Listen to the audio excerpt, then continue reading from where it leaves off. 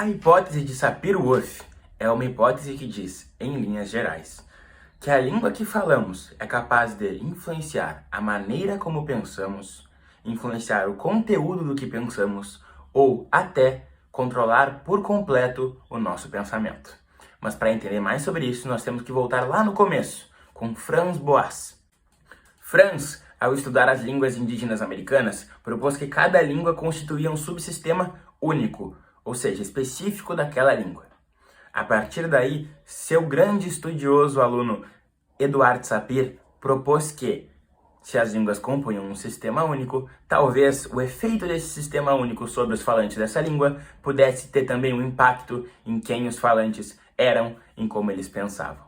Foi a partir dessas ideias de Sapir que o engenheiro, mas muito estudioso da linguística, Benjamin Lee Whorf, propôs diversas ideias que hoje configuram versões importantes dessa hipótese. Vamos começar pela hipótese mais profunda delas, que é a versão muito forte. Na versão mais forte da teoria, Whorf propõe que a língua controla o nosso pensamento. Um exemplo disso seria o seguinte: vamos supor que na língua portuguesa a palavra liberdade não existisse. A partir daí, nós, brasileiros, seríamos completamente incapazes de compreender o conceito do que é ser livre.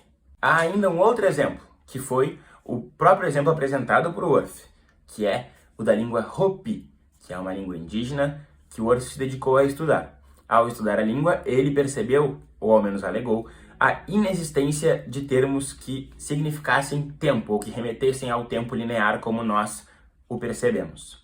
Então, Whorf concluiu que aquele povo era incapaz de conceber o conceito de tempo. Estudos posteriores vieram a nos mostrar que eles não só concebiam o conceito de tempo linear, como possuíam calendários e datas comemorativas. E mais do que isso, na própria língua dos Hopi, haviam metáforas para tempo e tempos verbais. Esse exemplo dos Hopi nos ajuda a entender uma parte importante desta versão, que é a de que, para o Whorf, cada língua carrega consigo uma visão de mundo, o que ele chama de metafísica. Essa metafísica está intrínseca no idioma, e uma vez que você seja um falante daquele idioma, você verá o mundo com os olhos que aquele idioma te força a ver, devido à metafísica nele inserida. Temos como exemplo as palavras tabu. Muitas pessoas acreditam que o simples termo da palavra diabo pode trazer energias ruins para a sua vida ou até mesmo a presença do próprio. Outras ainda acreditam, já mais em outro pequeno aspecto, não tanto do tabu, de que se você disser eu não vou conseguir, eu não sou capaz, nós iremos perder, essas palavras podem fazer com que isso realmente aconteça. Mas ainda acreditam que se você disser eu vou conseguir, eu sou forte, eu sou capaz, isso lhe trará resultados positivos. Mas todas essas opções só seriam verdade se a versão muito forte da teoria de Sapir-Whorf fosse verdade. E infelizmente, ou felizmente, não é. Já a versão forte da hipótese, também inicialmente proposta por Whorf e hoje em dia defendida por Everett e Levinson, diz algo também marcante, mas menos contundente. Ela diz que a língua influencia a nossa maneira de pensar, mas não mais a controla. Essa versão tem um pressuposto, que é o de que todo pensamento depende das palavras para existir. Um exemplo que contesta essa ideia da dependência do pensamento com relação às palavras é o do pianista Louis Shikung. Louis Shikung ficou preso por 7 anos e durante 7 anos não tinha como tocar piano. Porém, quando ele saiu da cadeia, ele estava tocando piano ainda melhor do que antes de ser preso. Isso aconteceu porque durante o período que esteve encarcerado, ele tocava piano mentalmente, somente com a imagem mental das teclas. E isso prova que é possível sim pensar sem utilizar as palavras. Everett ainda acrescenta um exemplo importante sobre essa versão da hipótese. O exemplo dele é o seguinte: existe uma língua da tribo Pirahã. Essa tribo não dispõe de termos como cores ou números. E as pessoas dessa tribo, no entanto, são incapazes de contar. Elas não conseguem dizer se é avô, bisavô, elas não conseguem dizer quantos filhos ela tem, quantos irmãos elas têm, porque elas não têm essa capacidade de contar. De acordo com Everett, isso estaria diretamente relacionado à maneira que o idioma deles se constitui. Mais do que isso, quando tentaram ensinar para essas pessoas a contar, eles apresentaram diversas dificuldades. Porém, os Pirahã tem a capacidade de entender as cores, mesmo que a língua não a contemple, não contemple as palavras que remetem às cores.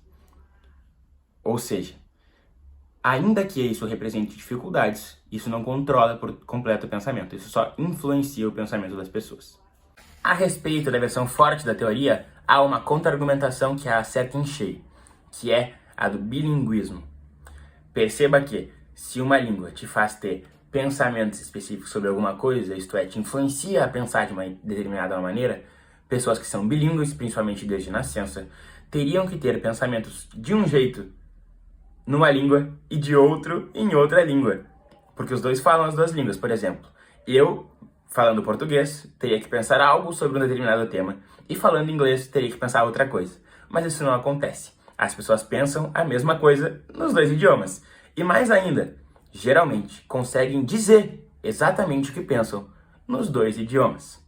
Por fim, nós temos a versão mais fraca da hipótese de Sapir-Whorf. Essa é a versão mais aceita pelos linguistas e corresponde um pouco melhor às ideias originais de Sapir e foi defendida posteriormente por Slobin. Essa versão afirma que a língua não afeta o conteúdo do que pensamos e não nos controla, mas sim faz com que nosso processo de pensar para falar se modifique. Nós temos que prestar atenção a aspectos diferentes do mundo para que possamos organizar a nossa fala de uma maneira que ela faça sentido naquele idioma. Perceba, por exemplo, o caso de um falante do português comparado ao do falante do inglês. Quando queremos dar um adjetivo a algo, o falante do português precisa perceber o gênero daquilo que está sendo adjetivado. Por exemplo, se eu estou falando com uma pessoa, eu preciso perceber se é uma menina, se a pessoa se identifica como uma menina ou se ela se identifica como um homem. Para daí saber se eu digo que ela é feia ou feio, ou bonito ou bonita. Já no inglês, isso não é uma questão quando a pessoa está pensando em adjetivar aquela pessoa, porque ela pode simplesmente dizer ugly para os dois casos, um menino ou uma menina, ou até um gênero neutro.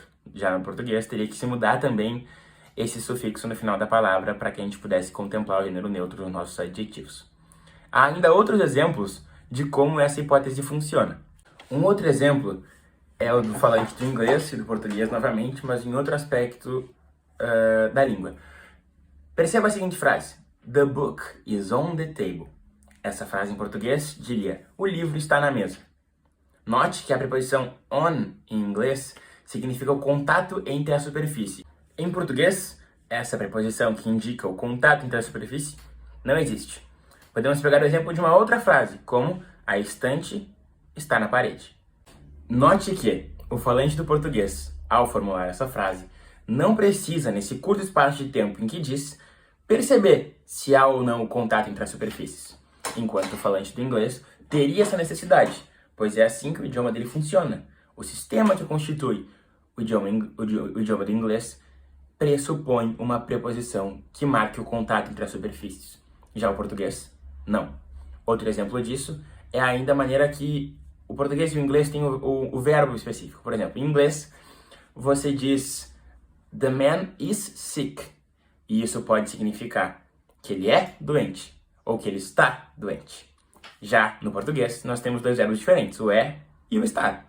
Então, se alguém está doente no momento, mas vai se curar, dizemos que a pessoa está doente. Mas se alguém é doente, uma doença talvez crônica ou uma crítica, nós dizemos justamente o verbo é, que vem do verbo ser. Já no inglês, o mesmo verbo is serve para as duas coisas. A versão mais fraca da hipótese é a mais aceita pelos linguistas.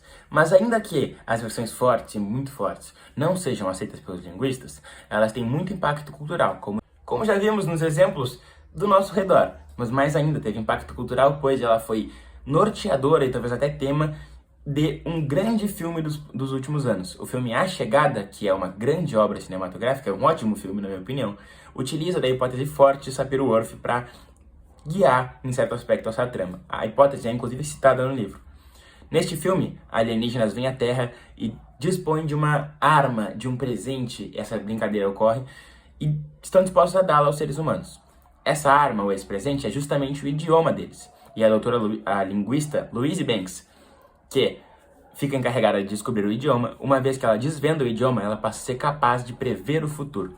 Isso porque, na metafísica daquele idioma, está intrínseca a ideia de que eles são capazes de ver o tempo de uma maneira diferente. Os alienígenas podem ver o tempo futuro, presente e passado, e não passado, presente e futuro. Não é tão rígido quanto o nosso tempo. Sendo assim, eles representam claramente uma ideia da hipótese forte de Sapir-Whorf. E a maior ironia nisso é que a primeira formulação de Whorf foi justamente a respeito do tempo na língua Hopi.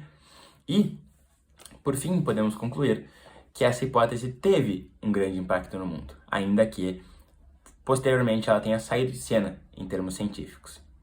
Muito obrigado, essa foi a aula de hoje e até a próxima!